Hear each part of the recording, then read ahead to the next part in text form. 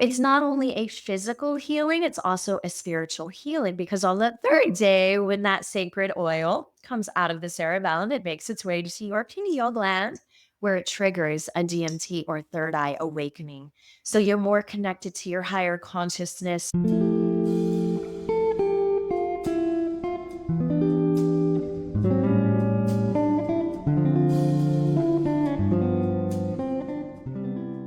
Hello, everybody. Welcome to this episode of Onion Soup. I'm really excited to have our guest on today, Dr. Shelly Persad. How are you doing today? I'm absolutely wonderful. And thank you for having me on, Dexter. It's such a pleasure to be here. Yeah, thanks for coming on. There are two big topics I want to cover with you. So, let's just start with you're the cannabis chiropractor. So, what do you do as the cannabis chiropractor? Let's walk us through your practice. So I actually have an online practice now. I've had 4 practices in 3 different countries. I hit burnout, which is how I ended up where I am now on my higher path, as I call it. I'm truly giving birth to the medicine that my soul came here to give birth to. And chiropractic was a major stepping stone along my path. And throughout my years as a chiropractor, I hit burnout not because I couldn't keep my schedule booked. I was burnt out mostly because the same patients were returning with the same pain, the same symptoms over and over. And I knew more was possible. And I also was burnt out in my own healing journey. I knew more was possible there. I was trying so many different modalities, yet I wasn't seeing or receiving the transformation that I knew could be possible, like at the intuitive level. And when the same triggers and traumas kept showing up, that same not enough wound, and it would manifest in so many different areas of my life to show me, like, hey, I know you've been addressing this, but we're still deeper. It's not healed yet. And that really led to me being frustrated and burnt out. Like, I'm trying everything. I'm doing all these different modalities, getting certified. I'm a chiropractor, doing breath work, yoga, data. I mean, you name it. I have tried it, but nothing was working. So I was also a sex and relationship coach at the time. I've had 2 little, professions going on, but they were so similar in that I was really guiding people in removing blockages for their life force to flow. At the end of the day, that's the core essence. Today, what I do now is I guide people in remembering how to awaken their life force and remove their own blockages. Because as a chiropractor, I also was burnt out with my patients giving me their power. Mm. Dog, fix me. I've got pain.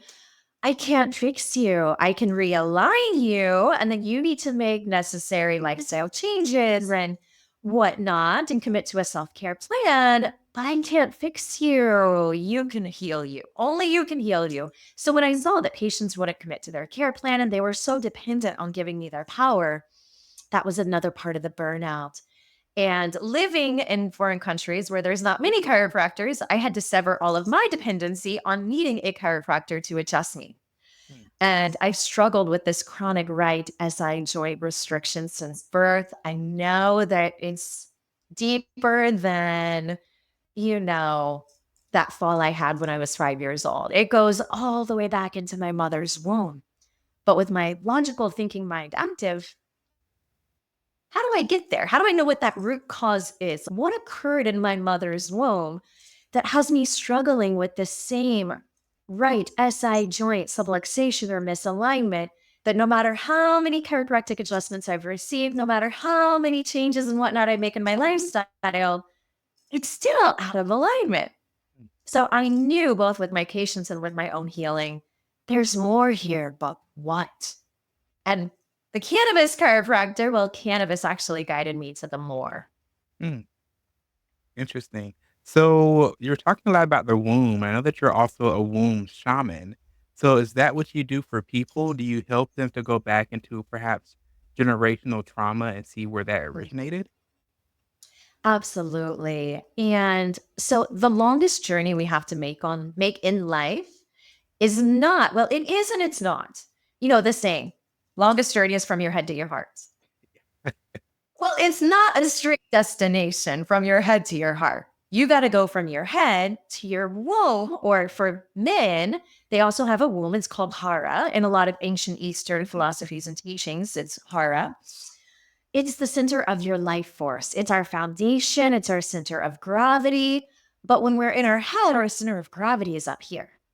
So the longest journey is actually from the head to the womb and then back up to the heart. So it was at the height of my burnout, after this medicine, Bufo, 5-MeO-DMT, showed up and rebirthed me, it rebirthed my relationship with cannabis as well. The very next week, cannabis basically reactivated my Bufo ceremony, and her higher self came to me. And initially I was like, okay, what am I hearing? Am I crazy? But her higher self was like, Shelly, I know you're looking for this more. You've been looking for more your entire life. You've always been a seeker. If you trust me, and if you revere me as sacred, and here are my guidelines on how to revere me as sacred, I will guide you to the more that you're looking for. And being a sex and relationship coach at the time, I thought, being in my head, that I was in my womb. I was doing a lot of womb healing rituals and practices and womb steams and using a yoni egg. So I really thought I was in my womb until cannabis grabbed me and was like, no, we're going on a descent, sister. And we're going into your womb, which is the somatic basement, as I call it. And as you said, it is where all generational traumas are stored. Because if not healed, they get passed on to the next generation. From where? The womb. Wow, that's so fascinating because a lot of times when we hear about people utilizing cannabis, it's more for the recreational needs or recreational perspective. But you can definitely dive very deep into your meditation with cannabis, and that was one of the things that I tried for a bit. It wasn't really the direction that I felt like I really wanted to go into, but I definitely gave it a try, and it was profound. But when you're talking about somatic therapy, you wrote a book called Somatophobia. So did that book come before the cannabis experience and the sacred experience? So it's such a beautiful and interesting question. That book was gestating in my womb for at least 13 years. When I was little, I used to say, I am not going to get married. I don't want a man to hold me down because I have big plans. Like I saw this book that I needed to write in this lifetime. So, needless to say, I did get married to a man who absolutely fully supports me and is on this healing journey with me. And about a couple months after I married him, the book started coming to the surface. So initially it started as an ebook, but it wasn't about cannabis or womb healing. It was really about sexual energy, which is life force energy. And it's so misidentified and confused, and people just don't understand it. So that was the concept of the ebook. And then in 2019, I had already started writing a book on plant medicine, but there was a shift for me in 2019 where, okay, it's somatophobia. This is the layout. I mean, everything just came to me all at once. So I had a lot of the book kind of in Word documents here and there, but then it fully came to fruition from 2019 until February of this year when it was released on Amazon. Wow, that's so amazing. So you were talking about sexual energy, and that's I don't know why I'm just like diversion to want to talk about that because I agree with you. I think a lot of people misunderstand or misuse what sexual energy is. So, what exactly is sexual energy, and how can you use that to further your own spiritual experience, journey, and vitalization? Another beautiful question, because that was the topic of my first ebook, because there's so much confusion. Sexual energy is life force energy. So now you get to see the two realities that I was living that had different names, but the core essence was the same. So in chiropractic, I adjusted patients' spines to remove interference in their nervous system for their life force energy to flow.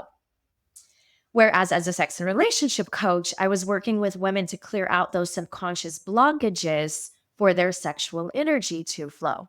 At the end of the day, life force energy, sexual energy, I call it Shakti. Shakti is our inner healer, our feminine essence. That is what keeps us alive. When we're born, we are, here you go, 100% of life force energy. And then it gets distributed. So 25% remains in the womb for reproduction, 25% goes to the adrenals as a reserve, and then the other 50% is distributed throughout the body to keep us alive on a day to day basis. Because even though our eyes are open, we're not truly alive. So sexual energy is exactly that life force. And this is where this tie-in comes in, where we are doing sex from a distorted lower state of consciousness. Mhm. And when we expel our sexual energy, our life force energy in unconscious orgasms, unconscious sex, ejaculations, that pushing out, we're actually killing ourselves. We're pushing our sexual energy, our life force energy, our inner healer out of our body when we need to really remember how to channel that energy upwards to heal ourselves. Wow, beautifully said. So that leads directly into the second thing I really wanna talk about is sacred secretions. So when we're talking Mhm. about vitalization of energy and expelling our life force, honestly, but then you talk about channeling that and bringing that up to enhance our own energy and our own physical beings. What is sacred secretion, and what does that have to do with sexual energy? A lot. Sacred secretion is the rite of passage that we never received at 12 years old. So, to sum it up, it is a monthly spiritual and physiological rebirth. And to put it into more lay terms, it's a Kundalini awakening. But there is a physiological and spiritual process to this Kundalini awakening that we receive every single month. And at the time of our birth, whatever sun sign that we were born in, and not based on tropical 12 sign astrology, Vedic or true sidereal, the 13 sign astrology that honors the real sky. For anyone out there who doesn't know the difference, tropical astrology is 24 degrees off from the real sky. So it's not in tropical, I'm a Virgo. In true sidereal or Vedic, I'm a Leo. So for example, when the moon is in your sun sign, the sun sign based on the 13 sign astrology at the time of your birth, for in my case, Leo, which I just experienced my sacred secretion. So when the moon is in Leo, the claustrum, which is this little hidden secret part of the brain that nobody really knows what its sole purpose is, but it acts as an antenna that receives these quote unquote energies, energetic messages from the Leo constellation, in my case, through the moon. So the moon reflects that energy, which is a gift. And it's a gift that we receive every single month to return us to our original blueprint, which is who we are underneath all the traumas, generational traumas, fear, programs, beliefs, everything we gave our power to that's not really us, our higher self. So every month, the moment the moon moves into your sun sign, your colostrum goes ding, ding, ding. It receives a signal and it receives this energetic packet of information. And then it signals to your pineal gland and pituitary gland, mother and father, masculine and feminine, to secrete their own secretions. One of which looks like milk, one of which looks like honey, coming from the land of milk and honey, the higher Garden of Eden, the brain. So these two secretions are excreted from the pineal and pituitary gland, and they come together. So now they're electromagnetic. And this sacred oil or sacred secretion, as it's called, travels down through the cerebrospinal fluid to the womb. And if anyone has seen the staff of Caduceus, the medical sign, the Kundalini rising, the two serpents. So we have nadis, which are channels, and there's 72,000 of them in our body for life force or Shakti to flow through. The three main ones are what make up that common medical symbol that is actually an ancient occult symbol. And these two serpents, Ida and Pingala, are the masculine and feminine nadis, and they begin at the root chakra, at the pelvic floor, perineum, whatever you want to call it.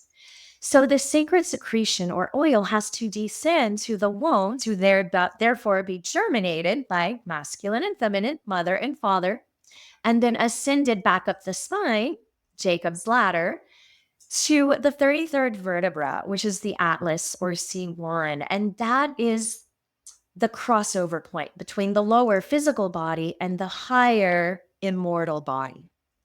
from the body into the brain, from lower Garden of Eden into higher Garden of Eden. So there's all these metaphors. The story of Jesus in the Bible is literally a story of this physiological and spiritual rebirth. Now, once the sacred secretion makes its way up your spine, the vagus nerve, the 10th cranial nerve, it crosses just like an X, just like the 10th sign. It's crucified there. Now, we have it all wrong. Crucifixion does not mean to die. It means to be amplified by 1,000 in frequency. So as this sacred oil crosses the vagus nerve to enter into the cerebellum, which is the jewel, the unconscious mind, the psychic basement that mirrors the womb, the somatic basement, it hibernates there for 2.5 days. And the body undergoes a deep healing process. So, for example, if you're healing abandonment this month, your mother, father, whomever abandoned you, and really you created that abandonment to see all the places and ways that you abandoned you.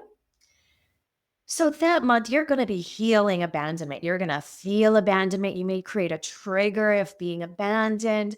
Past memories of abandonment may show up.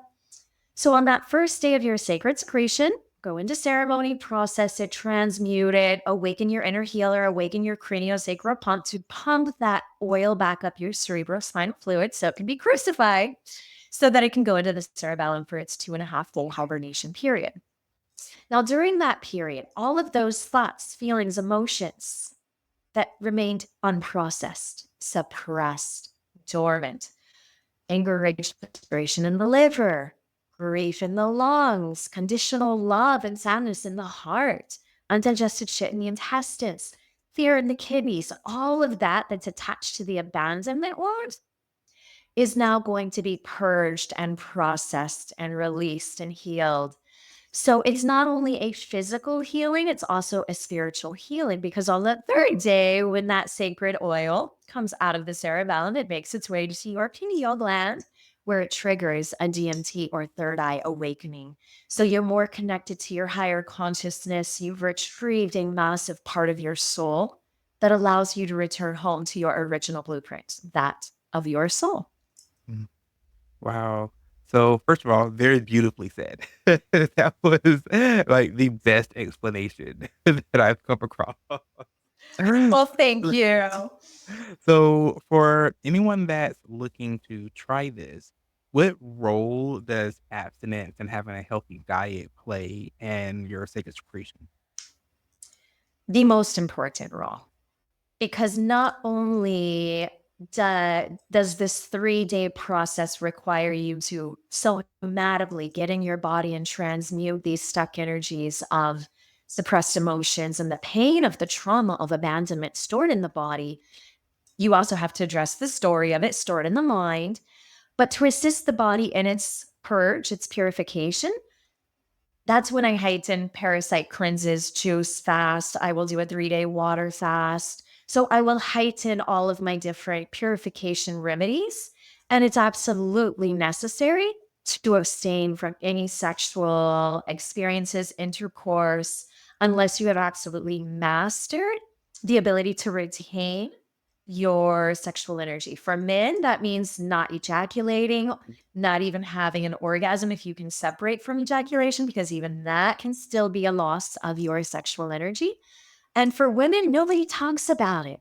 I call it Shakti retention, where men have semen retention, but nobody talks about women also need to retain their sexual energy. Just because most women don't view it as ejaculating semen, which can, one ejaculation can populate the entire United States.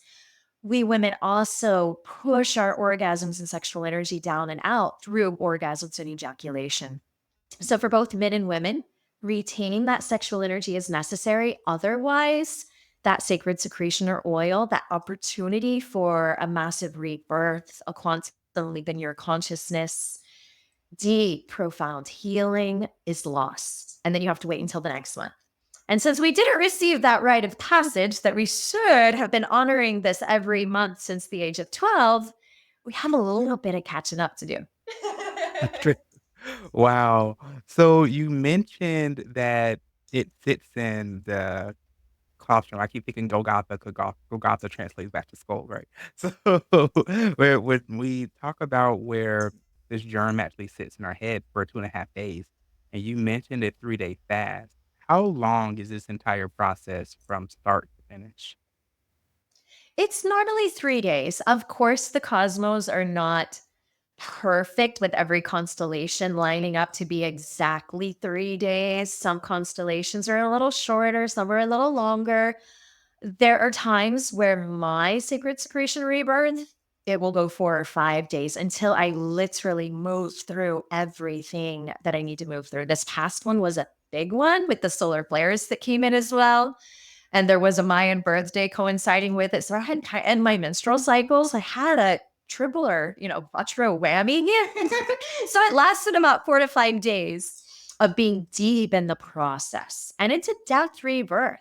So there are times where you're so deep in it that you feel like, I'm dying. Am I going to make it out of this portal? Wow. Because we literally do have to go into the deepest, darkest parts of ourselves where that deepest, not just physical, but emotional, spiritual, energetic pain exists, mental pain, the stories, the beliefs, the programs we've given our power to that keep us stuck. So it is, on average, a 3-day process. But again, it can go longer just depending on how big of a trauma or wound you're healing, not just for you, but your lineage, the collective, and Mother Earth.